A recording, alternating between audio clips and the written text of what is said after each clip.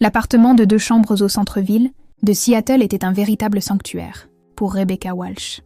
18 mois s'étaient écoulés depuis qu'elle avait mis fin à un mariage de 12 ans qui l'avait presque détruite. Son ex-mari, Marcus Walsh, était un conseiller financier prospère qui gérait l'argent des autres avec précision, mais contrôlait la vie de Rebecca d'une main de fer. Il surveillait ses dépenses, approuvait ses choix vestimentaires et l'avait progressivement isolée de ses amis et de sa famille, sous prétexte de protéger leur image de famille. Le divorce avait été brutal. Marcus avait utilisé toutes les tactiques juridiques possibles pour faire traîner la procédure, mais Rebecca avait persévéré. Désormais, elle vivait paisiblement avec sa fille de 13 ans, Emma, dans un appartement baigné de lumière et de nouvelles possibilités. Rebecca travaillait comme professeure d'anglais au lycée. Ses matinées commencèrent par la préparation d'Emma pour l'école, ses journées étaient remplies de littérature et d'élèves enthousiastes, et ses soirées appartenaient à sa fille. Marcus se moquait autrefois de sa carrière, qualifiant l'enseignement de gardiennage glorifié, mais le salaire de Rebecca, bien que modeste, suffisait à leur assurer une vie confortable. Plus importante encore, elle aimait son travail, et ses élèves la respectaient. Emma remarquait tout. Avant le divorce, sa mère se déplaçait dans leur maison comme un fantôme, toujours tendue, vérifiant constamment son téléphone pour des messages de papa. L'atmosphère changeait radicalement quand Marcus rentrait à la maison. Tout devait être parfait, tout le monde devait être silencieux. Mais maintenant, maman riait librement. Elles cuisinaient ensemble, chantaient faux sur la musique et veillaient tard en regardant de vieux films. Un soir, Emma dit à sa mère « J'aime te voir heureuse, maman. Vraiment heureuse. » Une connexion inattendue, 8 mois plus tôt, le monde de Rebecca s'était illuminé de manière inattendue. L'immeuble avait engagé un nouveau superviseur de la maintenance nommé Chris Martinez. Chris était patient, doué pour les réparations et possédait une chaleur authentique qui mettait les gens à l'aise. Un samedi, lorsque l'évier de la cuisine de Rebecca avait débordé, Chris était arrivé en 20 minutes, avait résolu le problème efficacement et avait refusé de partir avant d'avoir nettoyé toute l'eau. « Mon travail est de m'assurer que vous êtes bien ici », avait dit Chris avec un sourire facile. Au cours des mois suivants, leurs interactions se multiplièrent. Chris venait prendre des nouvelles après avoir terminé des réparations dans l'immeuble, s'informait des activités scolaires d'Emma et, une fois, avait monté jusqu'à sa porte des colis que Rebecca avait oubliés. Contrairement à Marcus, qui exigeait attention et obéissance, Chris était prévenant sans être envahissant. Il écoutait quand Rebecca parlait et se souvenait de petits détails qu'elle avait mentionnés en passant. Emma aimait bien Chris aussi. « Il est gentil, maman », avait-elle observé.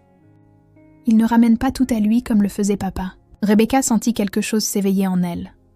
De l'espoir, peut-être, qu'elle pourrait à nouveau faire confiance. Chris semblait sincèrement gentil, et son attention paraissait naturelle, non possessive. Elle se rappela de rester prudente, mais une partie d'elle se demandait si elle méritait d'être à nouveau heureuse avec quelqu'un. Le cadeau de la sécurité, le 13e anniversaire d'Emma arriva un samedi d'automne frais et ensoleillé. Rebecca avait prévu une petite fête avec 3 des meilleurs amis d'Emma. Ce matin-là, Chris frappa à leur porte, tenant une boîte soigneusement emballée. « Joyeux anniversaire, Emma », dit chaleureusement Chris. « J'espère que ça te va. J'en ai d'abord parlé à ta mère. » À l'intérieur de la boîte se trouvait une montre connectée de haute qualité avec suivi GPS et fonction d'urgence. Les yeux d'Emma s'écarquillèrent. « Waouh, c'est incroyable. Merci, Chris. » Rebecca fut touchée par cette délicate attention. « Chris, c'est vraiment généreux. Tu es sûr? » « Absolument. Seattle est une grande ville, et je sais que tu t'inquiètes quand Emma sort avec ses amis. Comme ça, elle peut te contacter à tout moment, et tu auras l'esprit tranquille en sachant où elle est en cas d'urgence. » Cela semblait parfaitement logique. Rebecca s'était inquiétée de l'indépendance croissante d'Emma. Prendre le bus seule, se rendre à pied chez ses amis. Marcus ne s'était jamais soucié de telles préoccupations pratiques. Le cadeau de Chris semblait être une marque d'attention sincère. Emma mit immédiatement la montre et la synchronisa avec son téléphone. L'application de suivi se connecta également au téléphone de Rebecca. « C'est trop cool », dit Emma en montrant les fonctionnalités à ses amis. Rebecca remercia sincèrement Chris.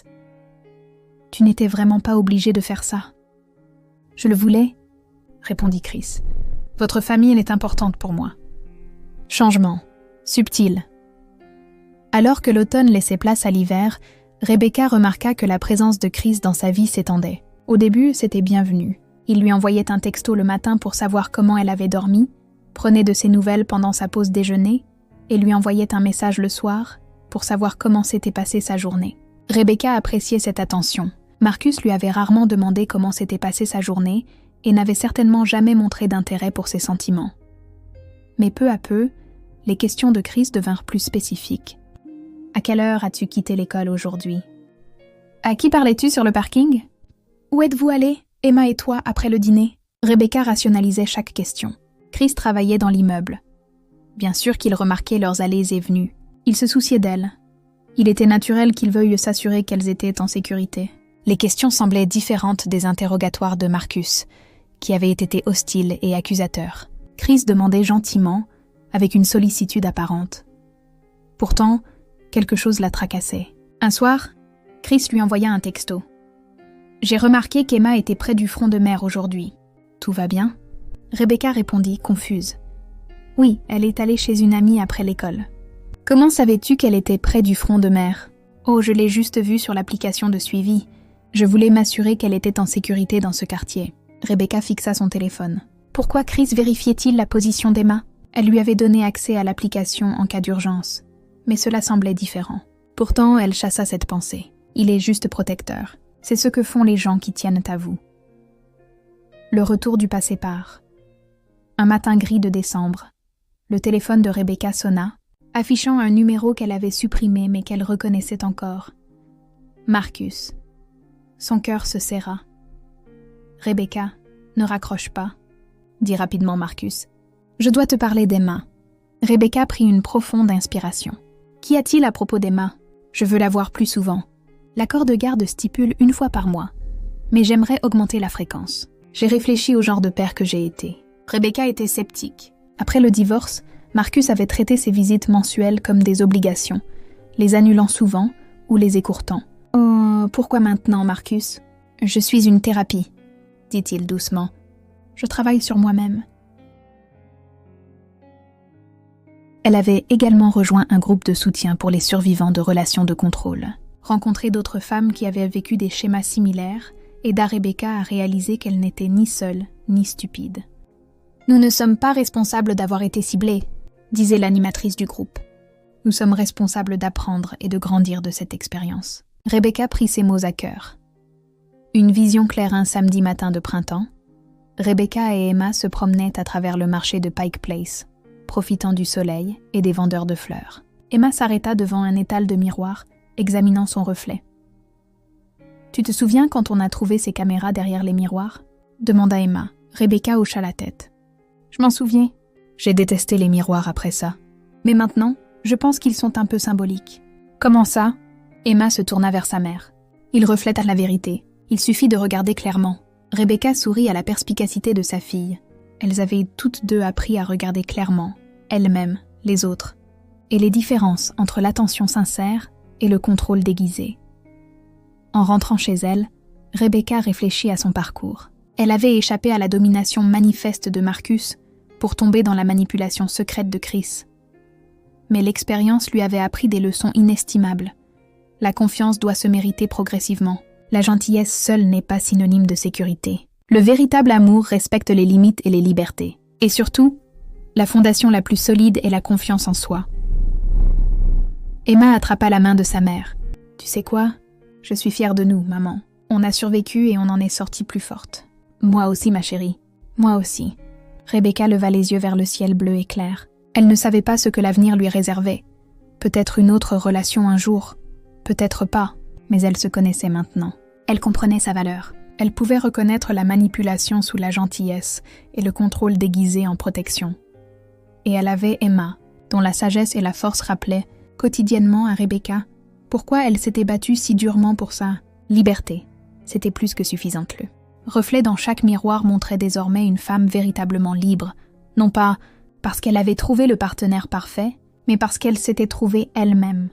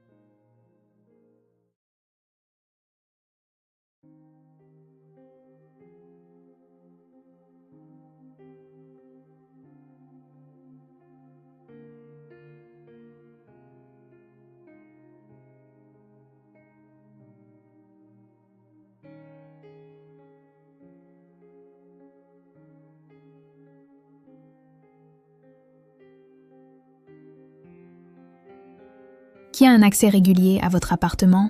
Demanda l'inspectrice Chen. Le superviseur de la maintenance de l'immeuble, Chris Martinez, répondit Rebecca.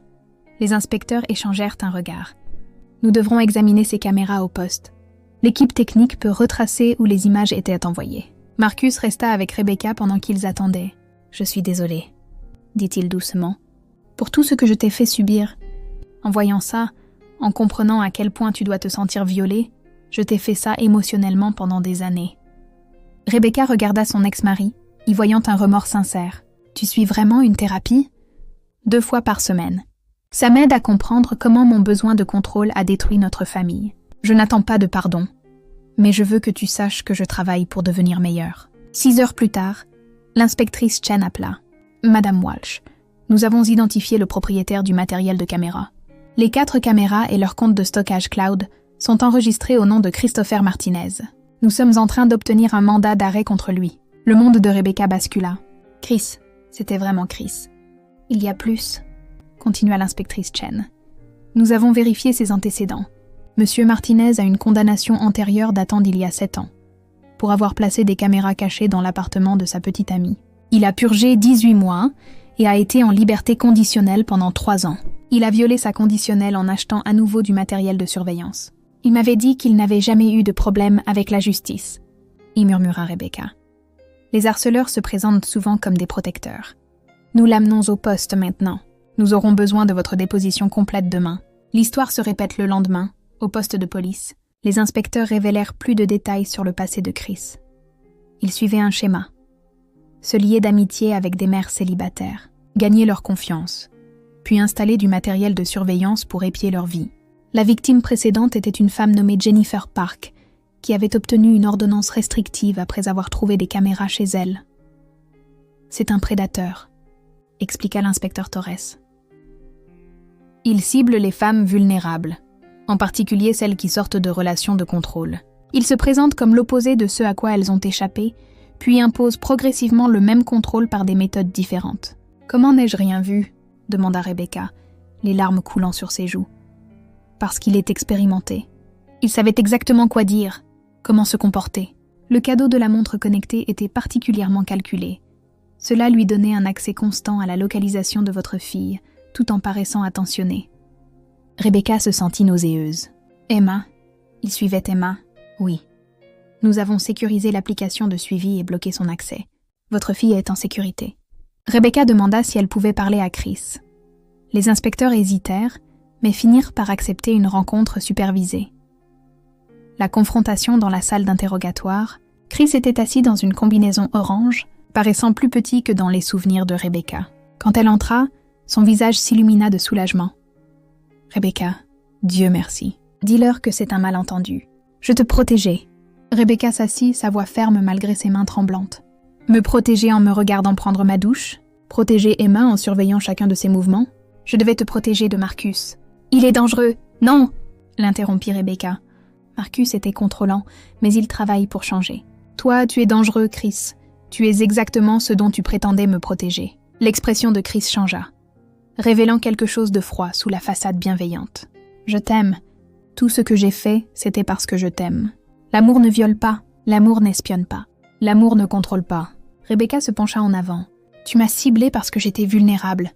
Tu m'as étudiée. Tu as appris ce que Marcus avait fait, et tu t'es positionné comme mon sauveur. Mais tu n'étais qu'une version différente du même piège. Je ne ressemble en rien à Marcus. Tu es exactement comme lui. Différentes tactiques, même objectif, le contrôle. Mais voici la différence. Je le reconnais maintenant.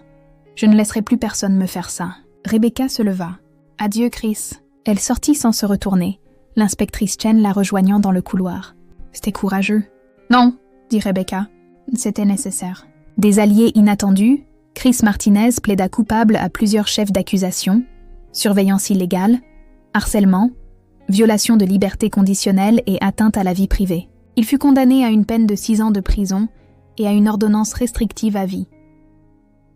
Ce qui surprit le plus Rebecca fut la transformation de Marcus. Il avait été sincère au sujet de sa thérapie et authentique dans ses remords.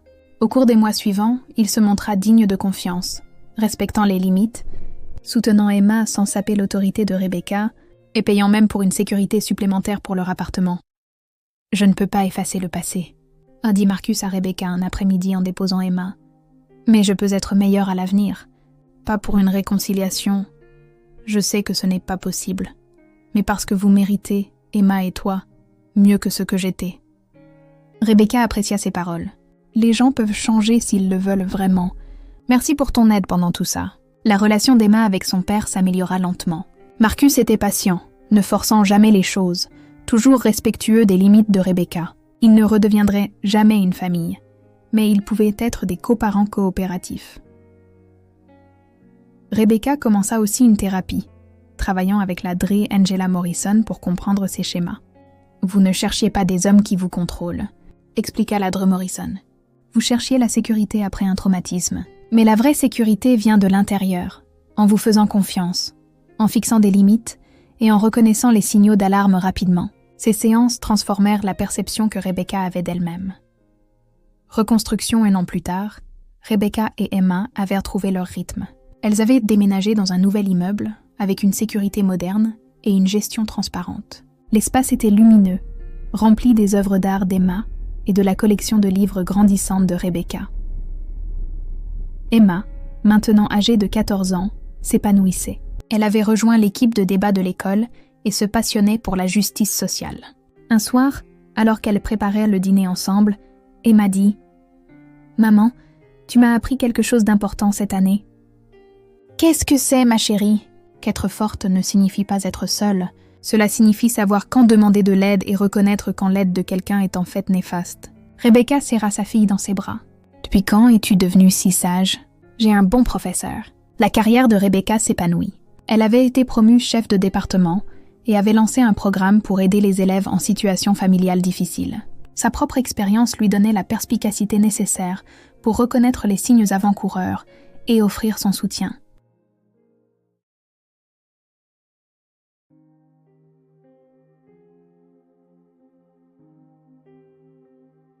Je sais que j'ai été terrible avec toi, avec vous deux. Je veux me racheter. Rebecca ne lui faisait pas confiance si facilement. Je dois y réfléchir. Emma est dans une bonne passe en ce moment. Je comprends. Pense-y, c'est tout. S'il te plaît. Quand Rebecca parla de l'appel à Chris ce soir-là, sa réaction fut immédiate et intense. Tu ne peux pas le laisser revenir dans vos vies plus que ce que le tribunal a ordonné. Chris, c'est le père d'Emma. C'est aussi l'homme qui t'a contrôlé et manipulé pendant des années. Les abuseurs ne changent pas, Rebecca. Ils deviennent juste meilleurs pour le cacher. Les mots de Chris faisaient écho aux propres peurs de Rebecca, mais sa véhémence l'a surpris. Je ne vais prendre aucune décision à la hâte. Je voulais juste que tu sois au courant. Promets-moi que tu seras prudente. Promets-moi que tu ne le rencontreras pas seule. Je te le promets, dit Rebecca, bien que l'intensité de Chris la déstabilisa. Pression croissante. Au cours des 2 semaines suivantes, le comportement de Chris changea de manière notable. Les nouvelles occasionnelles devinrent une surveillance constante. Des textos arrivaient toutes les heures. « Où es-tu ? Qui est ce collègue dont tu as parlé ? À quelle heure seras-tu à la maison ?» Rebecca essaya de rester patiente. « Chris, je vais bien. Je suis à l'école, en train d'enseigner. Je sais, je m'inquiète, c'est tout. Marcus essaie de se frayer un chemin dans ta vie par la manipulation. Tu as besoin de quelqu'un qui veille sur toi. » L'étouffement grandissait de jour en jour. Chris commença à apparaître à l'improviste, à l'épicerie où Rebecca faisait ses courses, devant l'école d'Emma à l'heure de la sortie, au café où Rebecca corrigeait des copies le dimanche. Chaque fois, il disait que c'était une coïncidence, mais la fréquence semblait impossible.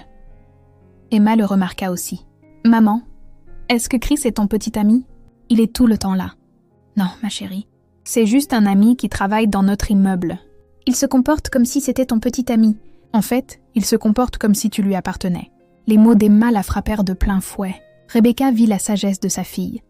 Le comportement de Chris dépassait les limites. Une rencontre surprenante. La première visite prolongée de Marcus avec Emma eut lieu un samedi. Rebecca accepta à contre-cœur, décidant d'observer comment il avait changé. Ils se retrouvèrent dans un lieu neutre, un musée des sciences qu'Emma adorait. Marcus arriva à l'heure, et Rebecca fut frappée par son apparence différente. Il ne portait pas son costume de marque habituel, mais des vêtements décontractés. Son attitude était plus douce, moins autoritaire. « Merci pour cette opportunité », il dit Marcus à Rebecca. « Je sais que je ne la mérite pas. » Rebecca observa de loin Marcus et Emma explorer les expositions. Il écoutait quand Emma parlait, riait à ses blagues et ne vérifia pas une seule fois son téléphone. L'homme exigeant et critique dont elle avait divorcé semblait remplacé par quelqu'un qui essayait sincèrement de renouer avec sa fille. Quand ils eurent y terminé, Emma sourit réellement. « C'était amusant, papa. On peut refaire ça ?» demanda Marcus plein d'espoir. « Peut-être, » dit Emma en regardant sa mère. Sur le chemin du retour, Emma était pensive. Papa a l'air différent, moins en colère. Il m'a vraiment écoutée. Les gens peuvent changer, dit prudemment Rebecca. Mais nous allons y aller doucement. Le téléphone de Rebecca vibra sans cesse pendant le trajet. 7 appels manqués de Chris. Quand elle le rappela, il était agité. « Où étais-tu ? J'essaie de te joindre depuis des heures. Je t'avais dit qu'Emma était avec Marcus aujourd'hui. Mon téléphone était en silencieux. Tu avais dit que tu serais prudente. Tu avais dit que tu ne serais pas seule avec lui. Je n'étais pas seule. Nous étions dans un musée public. Chris, c'en est trop. Trop ? J'essaie de te protéger. » Rebecca raccrocha les mains tremblantes. Emma regardait sa mère avec des yeux inquiets. « Maman, Chris est bizarre. »« Je sais, ma chérie.